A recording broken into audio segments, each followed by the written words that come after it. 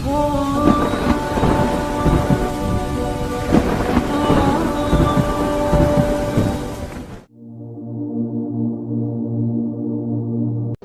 منزل یہ نہیں ہے کہ ڈگری مل جائے اور جاب مل جائے، یہ بہت چھوٹے درجے کی چیز ہے۔ میری، تمہارے وی سی صاحب کی، تم بچیوں کی، بچوں کی ایک ہی منزل ہے کہ یا اللہ تو راضی ہو جا۔ اللہ تجھے مرنے سے پہلے پہلے حاصل کرنا ہے، ڈھونڈنا ہے، پا لینا ہے، راضی کر کے مرنا ہے۔ لیتک تحلو والایام مریرۃ ولیتک ترضی والانام غضاب ولیت الذی بینی وبینک عامر وبینی وبین العالمین خراب ولیت الشراب من ودادک صافیا وشربی من ماء المعین السراب فاذا صح منک الود فالکل حین وکل الذی فوق التراب التراب۔ اللہ کو پاتے ہوئے جو سودا کرنا پڑے کر جاؤ۔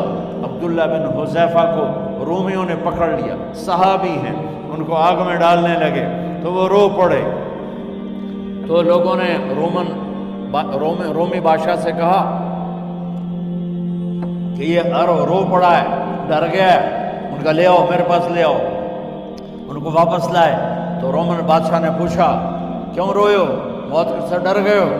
کہنے لگے موت تو ہمارے لیے سب سے بڑا تحفہ ہوتا ہے، میں اپنی بے بسی پہ رویا ہوں۔ کہ کیا بے بسی ہے؟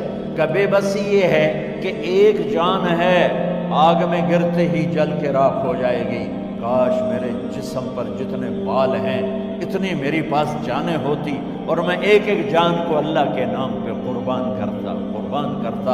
آج مرنے کا مزہ نہیں آ رہا، اس پہ رویا ہوں۔ تو بادشاہ اتنا حیران ہوا، اس نے کہا تو میرا ماتھا چوم دے اور میں تمہیں آزاد کرتا ہوں۔ تو اس کا ماتھا چوما، انہوں نے چھوڑ دیا۔ 2000 سال پیچھے چلے جائیں، فرعون دنیا کا واحد انسان ہے جس نے کہا انا ربکم الاعلی، میں سب سے بڑا رب ہوں، اور اپنے آپ کے رب ہونے کا دعویٰ انسانوں میں صرف فرعون کا ہے۔ اس کی باندی مسلمان ہو گئی، موسیٰ علیہ السلام کا کلمہ پڑھ لیا، ایمان چھپتا نہیں، وہ پتہ چل گیا۔ فرعون نے اس کو پکڑوایا، اس کی 2 بچیاں، ایک دودھ پیتی ایک ساتھ چلتی، اور اس نے اپنے دربار میں کڑاہ میں تیل ڈلوایا، نیچے آگ لگوائی، تیل ابلنے لگا۔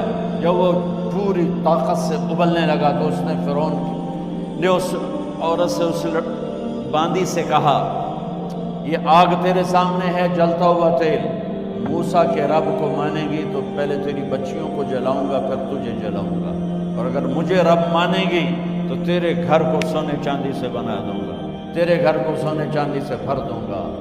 اللہ کا پا لینا یہ میری آپ سب کی معراج ہے، اور اللہ کو کھو دینا میرے آپ سب کے لیے ہلاکت اور تباہی ہے۔ سنو اس نے کیا کہا؟ اللہ نے اپنی محبت کو ماں سے تشبیہ دی ہے، باپ سے نہیں دی، اور چھوٹا بچہ زیادہ ممتا کو لیتا ہے۔ وہ کہنے لگی فرعون یہ تو میری 2 ہیں، میری 100 ہوتی تو اللہ کے نام پہ آج میں قربان کر دیتی۔ فَاقْضِ مَا أَنْتَ قَاضٍ، کر جو تجھے کرنا ہے۔ تو پاگل ہو گیا، غصے میں کہنے لگا اس کی بڑی بیٹی کو ڈال دو۔ تو انہوں نے اس کو یوں ٹانگوں سے پکڑا اور وہ چیختی چلاتی ہوئی تھی۔ ماں کا ایک بول اس کی جان بچا سکتا تھا، اور پھر گھر جا کے توبہ کر لیتی۔ وہ کہتی یا اللہ مجھے معاف کر دے، میں نے کلمہ کفر کہا۔ اس کو ٹانگوں سے پکڑا ہوا ہے، اس کے ہاتھ نیچے جھول رہے ہیں، اور وہ اماں بھی کہہ رہی کہ مجھے بچا لو۔ ماں نے اپنی آنکھوں سے بچی کو تیل میں یوں ڈوبتے دیکھا، اور پھر وہ ابھری جیسے مچھلی تلنے کے لیے، جیسے مچھلی تلی جاتی تو باہر آ جاتی، اوپر آ جاتی، تو وہ ایسے بلبلے اٹھ رہے تھے۔ وہ ایک ہی لمحے میں اس کی تو جان گئی، ایک آنسو کا قطرہ اس نے نہیں نکلنے دیا اپنی آنکھوں سے، اور اپنے دل کو جب مضبوط کیا تو میرے رب کی غیرت، میرے رب کی رحمت، محبت حرکت میں آئی۔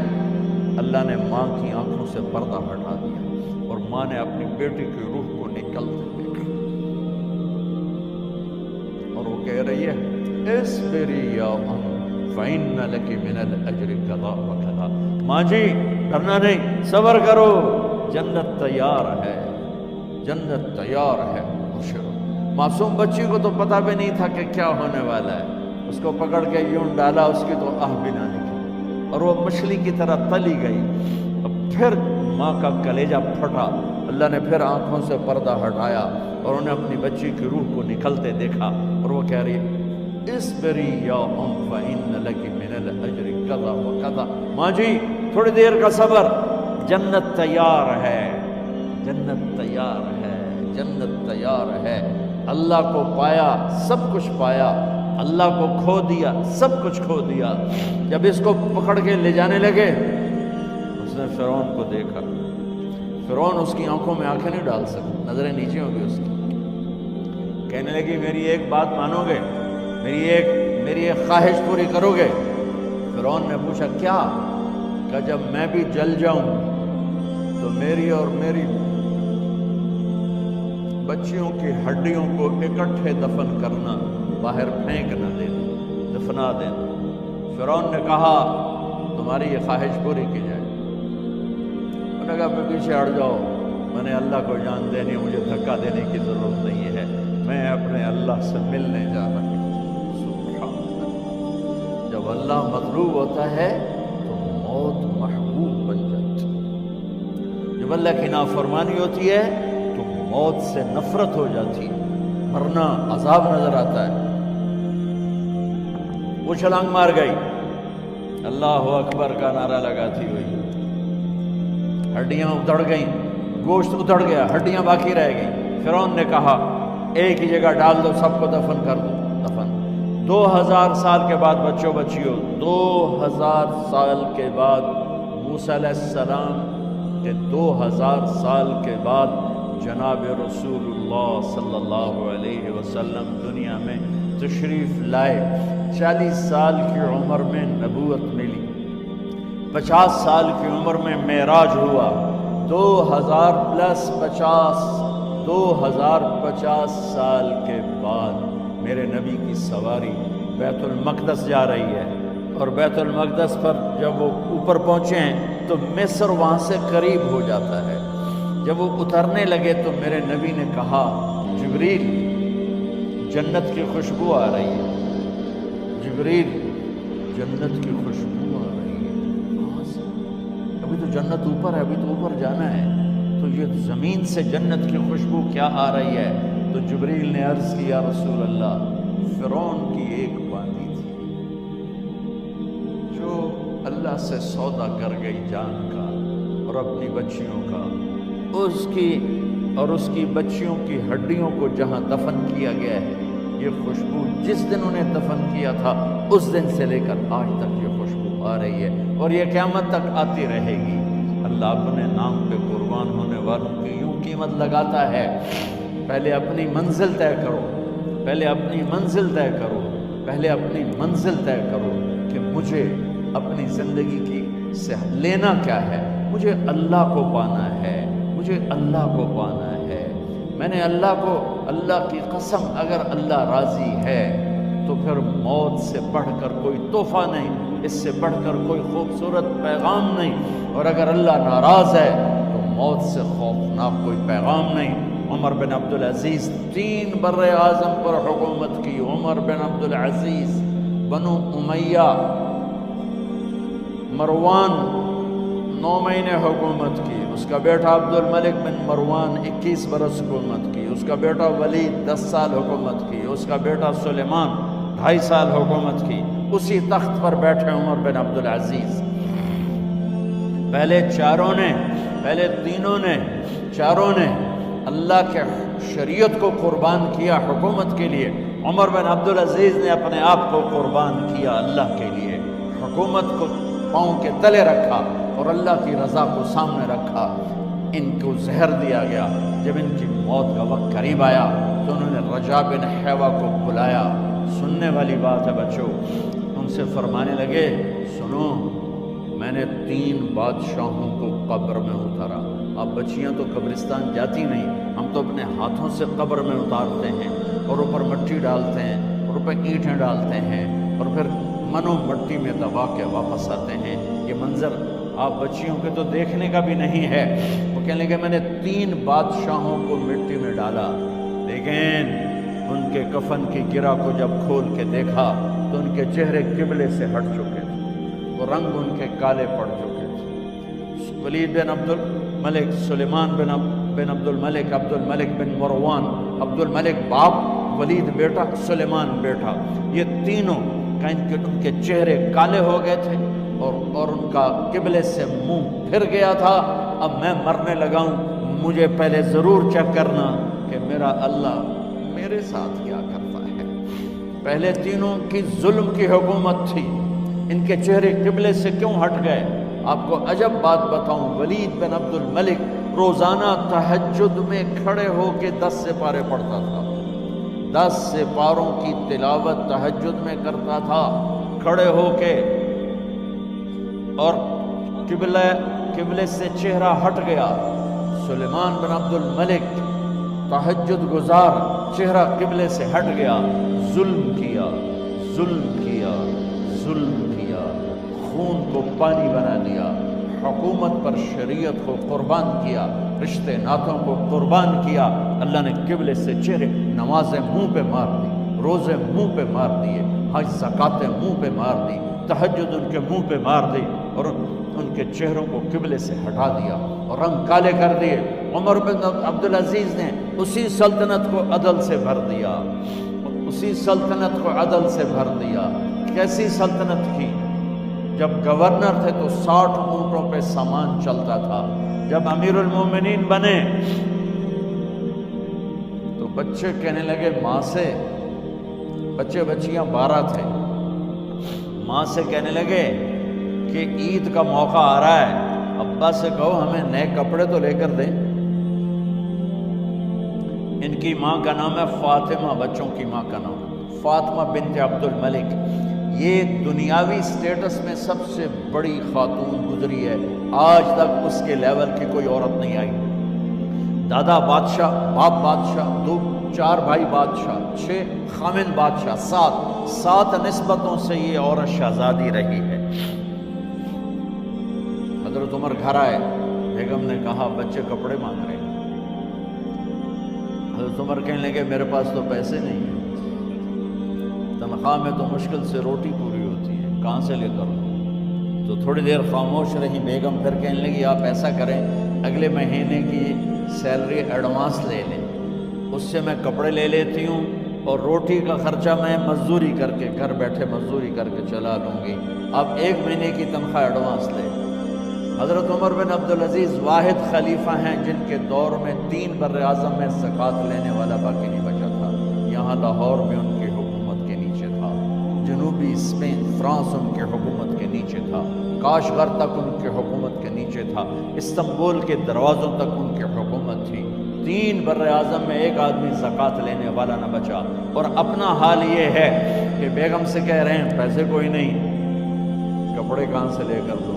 اور بیگم طریقہ بتا رہی ہے کہ آپ اگلے مہینے کی تنخواہ ایڈوانس لے لیں، اس سے میں کپڑے لے لوں گی، اور چولہے کا خرچہ، روٹی کا خرچہ میں گھر بیٹھ کے مزدوری کر کے کما لوں گی۔ تو حضرت عمر کہنے لگے ہاں یہ ٹھیک ہے۔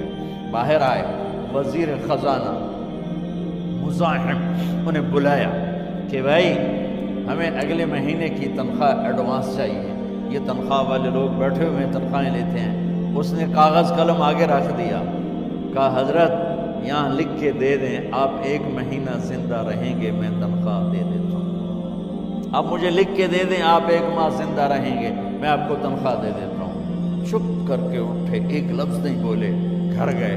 حضرت اپنی بیگم فاطمہ سے کہا بیگم بچوں سے کہہ دو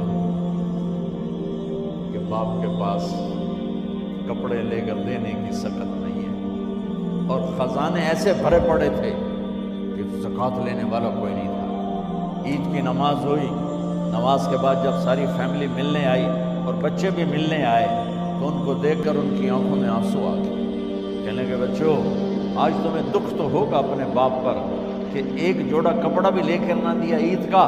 تو ان کے ایک بیٹے نے کہا ابا جان آج ہم بڑے خوش ہیں، ہمارا سر اونچا ہے کہ ہمارے باپ نے مسلمانوں کے مال پہ ڈاکہ نہیں ڈالا، ہمیں قربانی کا بکرا بنایا، لیکن مسلمانوں کے مال میں خیانت نہیں کی۔ یہ ان کا طرز حکومت تھا، اس طرح انہوں نے حکومت کی۔ گھر میں تشریف لائے تو بیٹیوں سے بات کی تو انہوں نے منہ پہ سے دوپٹہ رکھا، منہ پہ دوپٹہ رکھ کے بات کریں۔ تو فرمانے لگے کپڑا تو ہٹاؤ، دوپٹہ کیوں رکھا ہوا ہے؟ تو گھر کی خادمہ زور زور سے رونے لگی، کہنے لگی امیر المومنین، آج آپ کی بیٹیوں نے کچا پیاز توڑ کے روٹی کھائی ہے تو وہ اس کی بو ہے منہ میں، آپ کو بو سے نفرت ہے، اس لیے منہ پہ کپڑا رکھ لیا ہے۔ تو حضرت عمر اتنا روئے کہ ان کی داڑھی تر ہو گئی۔ کہنے لگے آخر میں جب تھوڑا آسرے میں آئے، کہا میری بیٹیوں، تمہارا باپ تمہیں بڑے اچھے کھانے کھلا سکتا ہے لیکن میں جہنم کو برداشت نہیں کر سکتا، میں جہنم کی آگ برداشت نہیں کر سکتا۔ اب مرنے کا وقت آ گیا۔ جب وہ گورنر تھے تو 60 اونٹوں پہ ان کا سامان چلتا تھا، اور جب وہ امیر المومنین بنے تو عیادت کے لیے لوگ آ رہے تھے، تو سالے عیادت کے لیے آئے، فاطمہ کے بھائی، کپڑے دیکھے امیر المومنین کے، تو بہن کو ایک طرف کر کے فرمایا، بڑے نیک سرداروں میں سے تھے یہ مسلمہ بن عبد الملک، کہنے لگے امیر المومنین کے کپڑے تبدیل کروا دو، لوگ پوچھنے آ رہے ہیں تو میلے کپڑے اچھا نہیں لگتا۔ کہا جی بھائی کرواتی ہوں۔ اگلے دن جب وہ حال پوچھنے آئے تو پھر وہی کپڑے تھے، تو انہوں نے ان کو الگ جا کر کہا بہن میں نے تمہیں کہا تھا کپڑے بدلوا دیتی، کیوں نہیں بدلوائے؟ تو وہ رونے لگی، کہنے لگی کہاں سے بدلواؤں، جوڑا ہی ایک، کہاں سے بدلواؤں؟ اور حکومت کتنی تھی؟ 3 بر-اعظم، 3 بر-اعظم کی حکومت۔ ہمارا تو پٹواری امان کا نہیں ہے، وہ 3 بر-اعظم کی سلطنت لے کر ایک جوڑے میں اللہ سے ملنے جا رہے ہیں۔ جب ان کا انتقال ہوا، سلیمان بن عبد الملک کی ڈیڈ باڈی جب قبر کے قریب لائے اتارنے کے لیے تو ایسے ایسے ہلنے لگا، اس کا پورا جسم ہلنے لگا۔ تو اس کے بیٹوں نے کہا کہ ہمارے ابا زندہ ہیں، تو حضرت عمر نے فرمایا بیٹو زندہ نہیں ہیں، عذاب قبر جلدی شروع ہو گیا ہے، عجل اللہ بالعقوبہ، قبر کی پکڑ پہلے شروع ہو گئی ہے، چھپاؤ اپنے باپ کو جلدی۔ جب عمر بن عبدالعزیز کی ڈیڈ باڈی قبر کے قریب کی گئی اور ان کا بھائی اتارو، بھائی وہ باتیں شروع ہو جاتی ہیں، رومال ڈالو، چادر پکڑو، ادھر سے پکڑو، تو ایک دم ایسے ایک پرچہ ہوا میں اڑتا ہوا سب نے دیکھا، وہ آتے آتے آتے آتے آتے آتے یوں آ کے حضرت عمر کے سینے پر گر گیا، سب دیکھ رہے ہیں۔ جب پرچے کو اٹھا کے دیکھا گیا تو اس پہ ایک سطر پہ لکھا تھا بسم اللہ الرحمن الرحیم، اور دوسری سطر پہ لکھا تھا براءۃ من اللہ لعمر بن عبد العزیز من النار، یہ عمر کے لیے جہنم کی آگ سے نجات کا پروانہ۔ 3 بر-اعظم کی سلطنت لے کر وہ جنت کا پروانہ لے کر دنیا سے گئے۔